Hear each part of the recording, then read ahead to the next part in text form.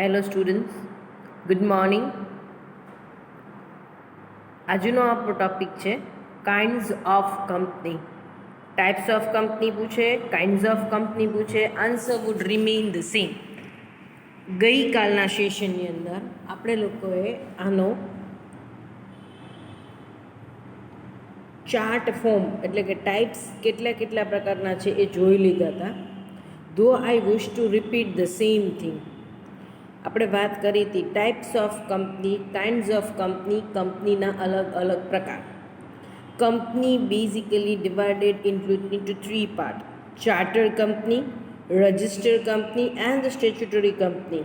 ત્રણ પ્રકારની company mainly operate થાય છે, ત્રણ પ્રકારની કંપની મેઇનલી જોવા મળે છે. ફર્સ્ટ સેકન્ડ થિંગ છે, ચાર્ટર કંપની અને સ્ટેચ્યુટરી કંપનીમાં કોઈ બાયફર્ગેશન એટલે વિભાજન આગળ છે નહીં. Register company again divided into 5 parts.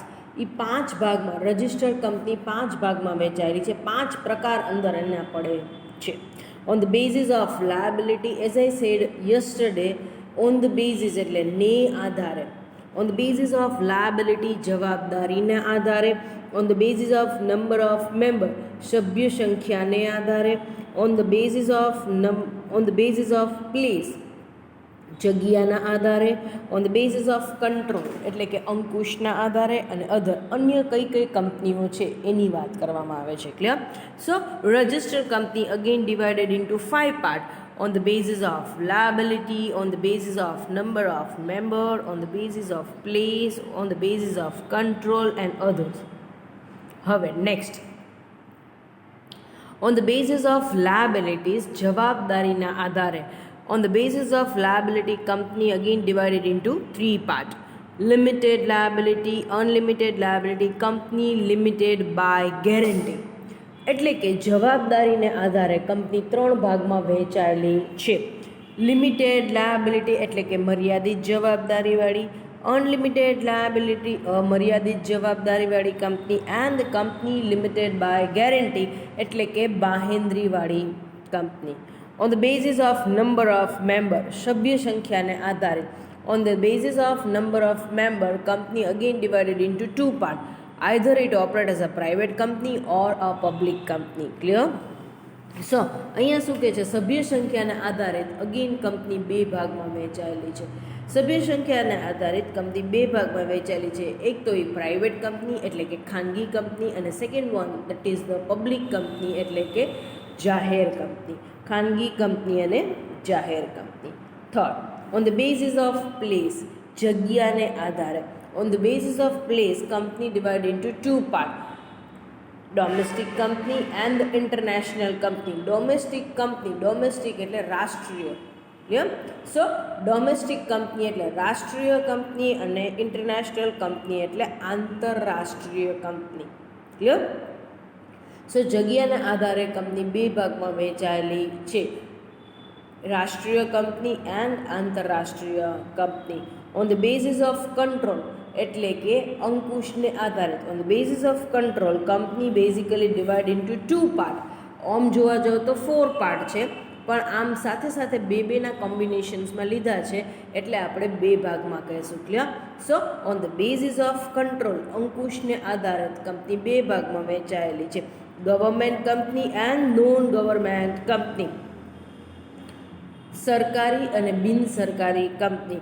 Holding company and subsidiary company. Holding company એટલે મુખ્ય કંપની, સબસિડરી કંપની એટલે કે ગૌણ કંપની. ક્લિયર?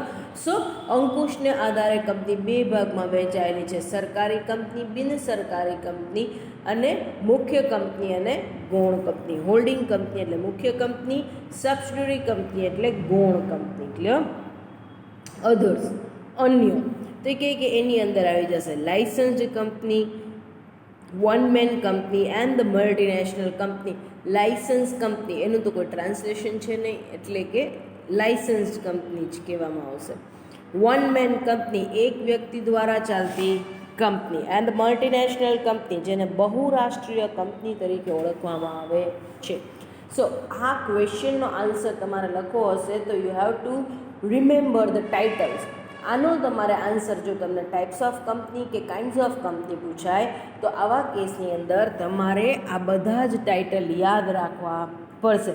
ટાઇટલ યાદ હશે તો અંદરનું ચોક્કસપણે યાદ આવી જશે. એટલે ટાઇટલ યાદ રાખવા ખૂબ જ જરૂરી છે. હવે આપણે એક એક પ્રકારની કંપની છે એનું ઇન્ટ્રોડક્શન્સ અને એની ડિટેલ્સ લેતા છે. પહેલાં એક બ્રીફ ઓવરવ્યૂ આપી દઉં છું આખા આન્સરનો. ક્લિયર? તમને પહેલાં છે ને જે કોઈ ટાઇટલ છે એને ટૂંકાણમાં જણાવી દઉં છું, પછી પાછું એ વસ્તુ આપણે આગળ સ્લાઇડ્સમાં રિપીટ કરશું, પણ અત્યારે તમને એ વસ્તુ ટૂંકાણમાં જણાવી દઉં છું. First one, chartered company. Chartered company કેવી કંપની છે? તે કે ભાઈ such kind of the companies are now not existing at all. બરાબર છે? Now such kind of the companies are not in existence. અત્યારના જમાનામાં આ કંપની ચાર્ટર્ડ કંપની એક્ઝિસ્ટન્સમાં નથી. તો કે આ કંપની ક્યારે એક્ઝિસ્ટન્સમાં હતી? કે at the time before the independence, સ્વતંત્રતા પહેલાં કિંગ અને ક્વીન એટલે કે રાજા અને રાણીનું શાસન હતું. ક્લિયર? સો આ જે ટાઈમ હતો એ ટાઈમમાં આ કંપની ઓપરેટ થતી હતી. એટલે કે before the companies act 1956 has been passed. Company ધારા 1956ની શરૂઆત થઈ એ પહેલાં બધી જે કંપનીઓ એક્ઝિસ્ટન્સમાં હતી એ બધી ચાર્ટર્ડ કંપની કહેવામાં આવે છે. તો કે એની અંદર શું હતું? તો કે if you wish to incorporate the company or you wish to run the company in that particular case you have to obtain the prior permission from the king or queen of any nation or any country. અહીંયા શું કહેવામાં આવે છે? તો કે chartered કંપનીમાં શું હતું? તો કે જો તમારે કંપનીની સ્થાપના કરવી છે, ઇન્કોર્પોરેટ એટલે સ્થાપવું. ક્લિયર? કંપનીની તમારે સ્થાપના કરવી છે કે તો કંપની ચલાવવી છે. ક્લિયર? તો આવા કેસની અંદર તમારે રાજા કે રાણીની પ્રાયર પરમિશન, અગાઉથી પરવાનગીની લેવી પડતી. If they permit for the same you can start or incorporate your company. જો રાજા કે રાણી આમની પરમિશન આપતા, પરવાનગીની આપતા, તો આવી કંપનીની સ્થાપના થતી હતી અને કંપની ચાલતી. ત્યારે કયો એક્ટ ફોલો કરતા હતા? દે use to follow the royal chartered act. અત્યારે જેમ આપણે કંપનીઝ એક્ટ 1956 કેમ છે? કંપની ધારો 1956 જે હરેક કંપનીઓએ અનુસરવાનો રહેશે. તો એવી જ રીતના એ ટાઈમે શું હતું? Royal chartered act. So if you wish to incorporate the company at that time or if you wish to start with your company, તો in that particular case you have to obtain the registration under the royal chartered act. જો તમારે એ ટાઈમમાં company શરૂ કરવી હોત તો તમારે royal chartered act કરીને તો એની અંદર તમારે એનું રજિસ્ટ્રેશન્સ કરાવવું પડશે. તો કે એક્ટ કોણ બનાવ્યો હતો? તો કે framed by king or queen of a country. એટલે કે રાજા અને રાણી આ કાયદો બનાવતા હતા. ક્લિયર? સો તમારે કંપનીની સ્થાપના કરો છે, whether you wish to incorporate or you wish to wind up your company, in that particular case you have to obtain the prior permission from the king or queen of any country and you have to strictly follow the provision which are laid down by the king or queen. King or queen. અહીંયા શું કહે છે કે તમને કંપનીની એ ટાઈમની અંદર કંપનીની સ્થાપના કરવી હોય કે કંપનીનું વાઇન્ડિંગ અપ એટલે કે વિસર્જન કરવું હોય, કંપની બંધ કરવી હોય કે તો કંપની ચલાવી છે તો કોઈ બધી જ જોગવાઈ કોની અનુસરવાની રહેશે? રોયલ ચાર્ટર્ડની. ક્લિયર? અને એ કોણ બનાવતું? રાજા કે રાણી. ક્લિયર? તો nowadays you will not find this kind of the company into an existence. અત્યારે આવી કંપનીનું કોઈ એક્ઝિસ્ટન્સ અસ્તિત્વ છે નહીં. First chartered company incorporated in India was the East India Company. ભારતની અંદર પહેલી ચાર્ટર્ડ કંપની આવી હોય તો એ ઈસ્ટ ઇન્ડિયા કંપની હતી. નાવ ધ રજિસ્ટર્ડ કંપની, એને અત્યારે આપણે બાકી રાખી છે કારણ કે એની અંદર પાછા પ્રકારો છે એટલે. તો we jump to the statutory company. ચિંતા ન કરો, આ વસ્તુ ફરી એકવાર તમને આખો ક્વેશ્ચનો ફરી પાછો સમજાવીશ, ફરી પાછો રિપીટ કરશું. ક્લિયર? બધી જ ટાઈપ્સ આજે જ કરી નાખશું એવું છે નહીં. This questions may take up 2 or 3 sessions. આ જ આન્સરની અંદર કદાચ એવું બને કે 2-3 લેક્ચર્સ જતા પણ રહે. ક્લિયર? સો ચાર્ટર્ડ કંપની વિશે આપણે સંપૂર્ણ માહિતી લઈ લીધી. Now come down to the statutory company.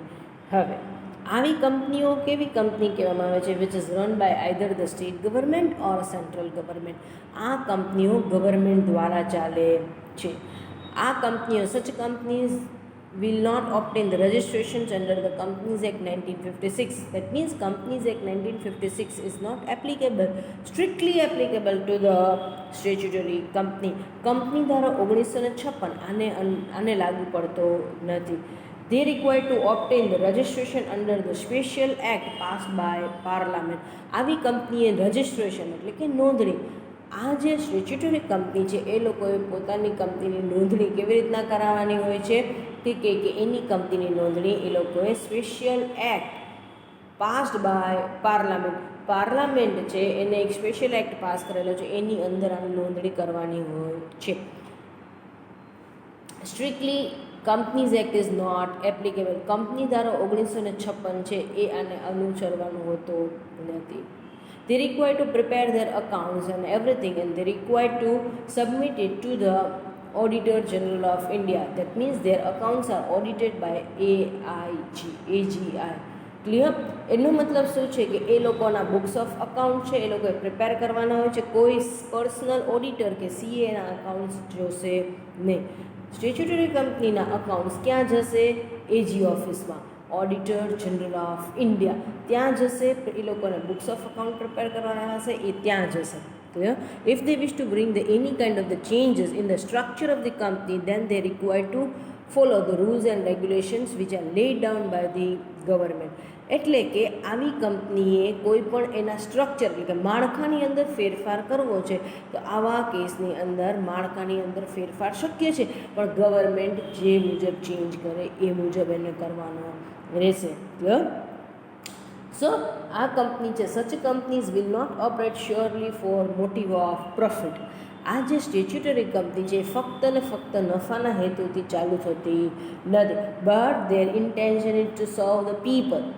લોકોને સેવાઓ સાથે પૂરી પાડવાનું હોય છે, જેમ કે BSNL છે, રિઝર્વ બેંક ઓફ ઇન્ડિયા છે, બધી નેશનલાઇઝ્ડ બેંક તમે જોઈ લ્યો છો. તો આ બધી વસ્તુઓ કેવી છે? સ્ટેચ્યુટરી કંપની કે જ્યાં government private sector don't want to enter into or private સેક્ટર્સની ત્યાં એન્ટ્રી ઓછી છે. Where the government took up the stake and the government start with the thing.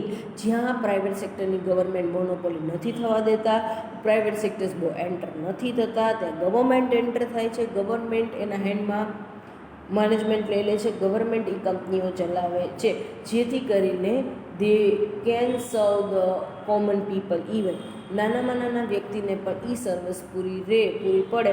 જેમ કે say for example central railway managed by central government railway. Clear? કે નાનામાં નાના વ્યક્તિને પણ મુસાફરી એની શક્ય છે, કારણ કે જનરલ કોચના રૂપિયા એટલી બધી હદે ઓછા હોય છે, બસ ભાડા કરતાં પણ અડધા હોય છે. ક્લિયર? તો railway basically manage by central government. તો આવી બધી કંપનીઓ છે, જેમ કે SBI છે, નેશનલાઇઝ બીજી બધી બેન્કો છે, બરાબર છે. તો આ બધી બેંક છે એ બધી વસ્તુઓ શું આવે છે? RBI છે, રિઝર્વ બેંક ઓફ ઇન્ડિયા, આ બધી કહેવામાં આવે છે statutory company which is managed and run by special act which is passed by parliament. પાર્લામેન્ટે જે કાયદો પાસ કર્યો છે એના મુજબ ચાલે છે અને એ જ કાયદાની અંદર એની નોંધણી કરવામાં આવે છે. આવી કંપનીને કંપનીઝ એક્ટ 1956 સ્ટ્રિક્ટલી અપ્લાય નથી થતો. શું કામ એને નથી થતો? કારણ કે આવી કંપનીઓ નફાના હેતુથી નહીં, પણ અહીંયા કોમન વ્યક્તિને સર્વિસ પ્રોવાઈડ પાડવાના હેતુથી ચાલે છે, એટલા માટે. Clear? Now come down to the registered company. Registered કંપનીમાં તમારે ખાલી એટલું જ યાદ રાખવાનું છે, company which has obtained its registration under the companies act 1956. જે કંપનીએ કંપની ધારા 1956માં નોંધણી કરાવેલ છે, તો એવી કંપનીને તમે કેવી કંપની તરીકે ઓળખો છો? રજિસ્ટર્ડ કંપની તરીકે ઓળખો છો. ક્લિયર? હવે registered company again divided into 5 part. Registered company કેટલા ભાગમાં વહેંચાય છે? 5 ભાગમાં વહેંચાય છે.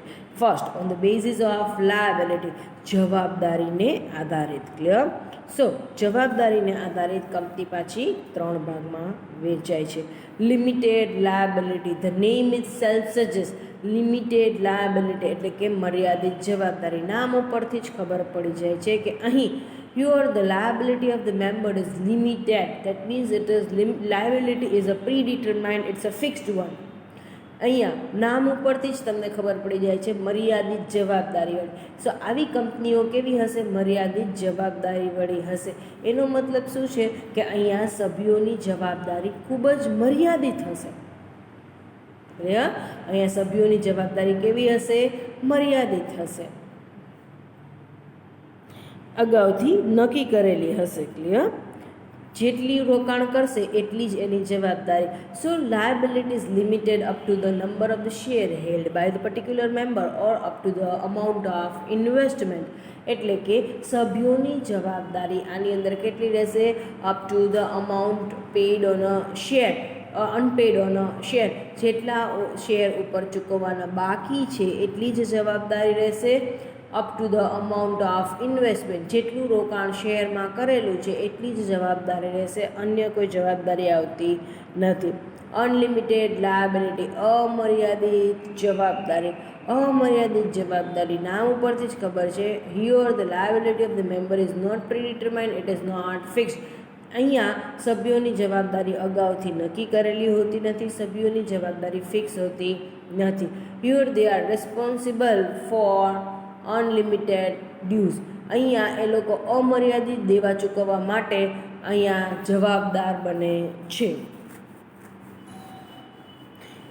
For repayment of the debt even there personal assets are responsible. દેવું ચૂકવવા માટે વ્યક્તિગત મિલકત પણ જવાબદાર બને છે.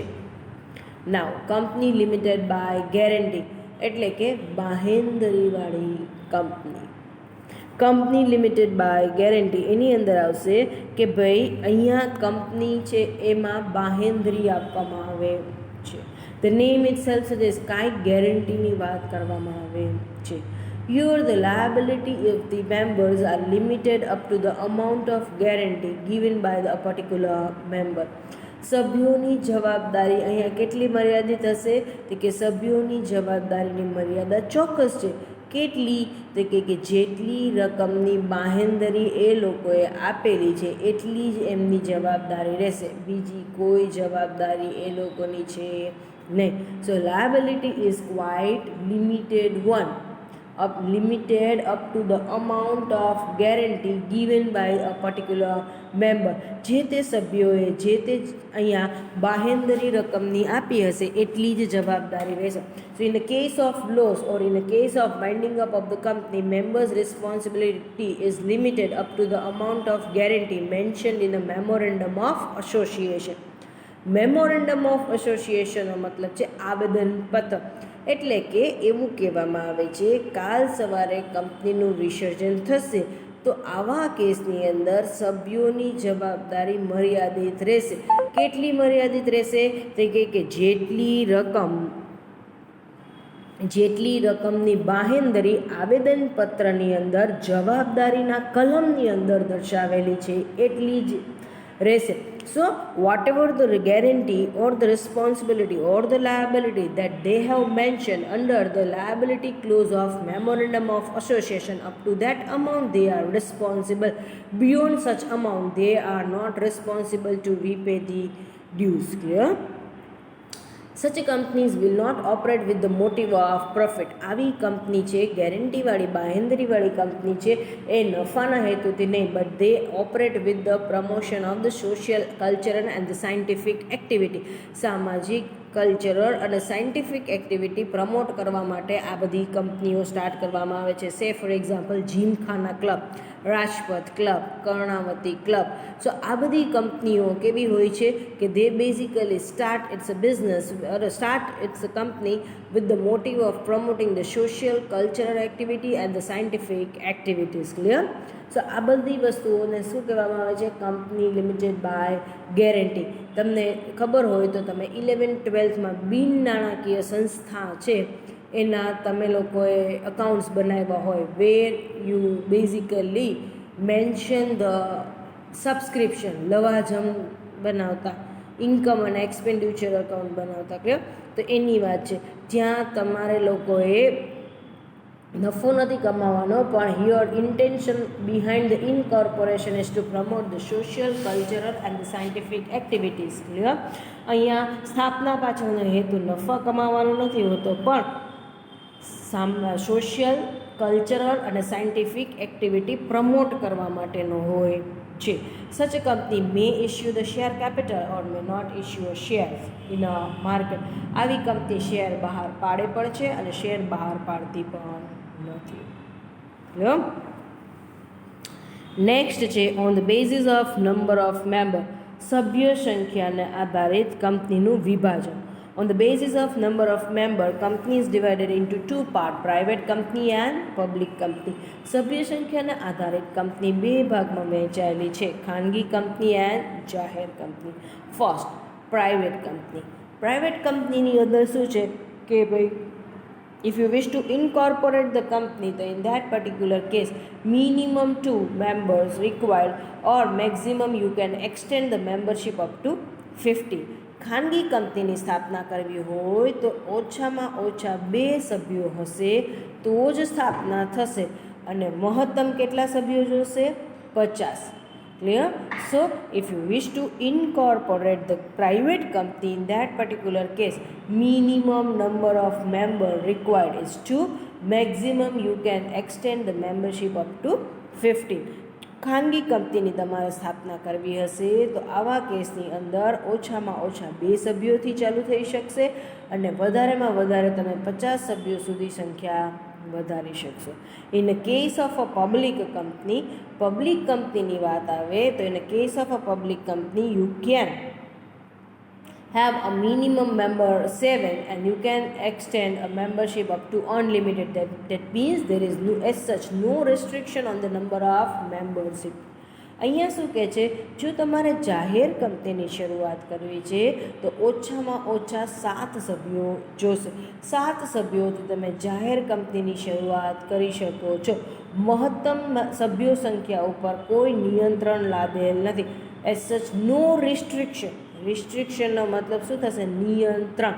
કોઈ પણ પ્રકારનું નિયંત્રણ લાદેલ નથી. તમે ધારો એટલા સભ્યો એની અંદર વધારી શકો છો. Membership you can extend the membership up to unlimited members. Clear? એટલે કે અમર્યાદિત સભ્ય સંખ્યા અહીંયા કરી શકાય છે.